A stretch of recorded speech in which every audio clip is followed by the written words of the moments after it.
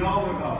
मणिपुर से अमुतंग अखोई से सिंगमी के मीसिंग से पुल्लगा मतुंगा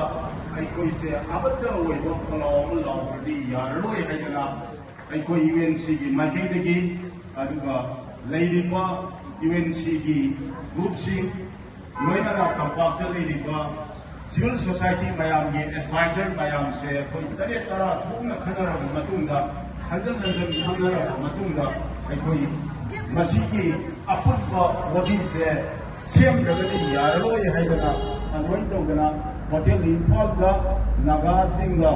एयर खन फमब मतुंगा अखोई नेटिव कमिटी मणिपुर से साफोम हकपने मसीना अखोई खोंसा कुंगी अमदी तोंगान तोंगान को इशू कया मा नेटिव कमिटी ना अखोई इशू कया से संसल लगतना कोई तोंगान तोंगान में इशू कया मा सागतना अपुनबगी ओइबा नागा गा मैतई गा ओइबा हाइबदि येलो मेगी येक सलाइ लेबा कांगू सिंग सिगी ओइबा अखोई अपुनबा खलाव मगा अखोई चंगचिन जरकपने हाइरिबा अखोई नेटिव कमिटी मणिपुर सी गी अखोई कन्वेनर सी आसान का सरना ओइरका अदुगा अखोई हाना इकाई खुनजबा अमुकुगी प्रेसिडेंट ओइबिरंबा अखोई देवालना अखोई को कन्वेनर ओइरका अदुगा अखोई रेमई की इसिमिनो सिंह पुल्लगा अखोई तंपाकी अथुबा सिंह अतिबनो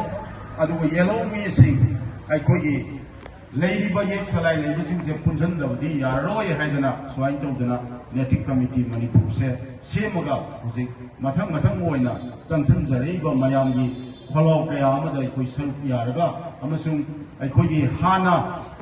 लेरंबा वारी सानाबा यादबा दुंगबा चांदेलगी सिनेनाव सिंह तोंगान तोंगान बा डिस्ट्रिक्ट लेरी सिंगना लौदरगनी अदुना अखोई येक सलाइ लेबा कांगू सिंह से अमतोइना पुंचन द्रगदी यारोय हैदना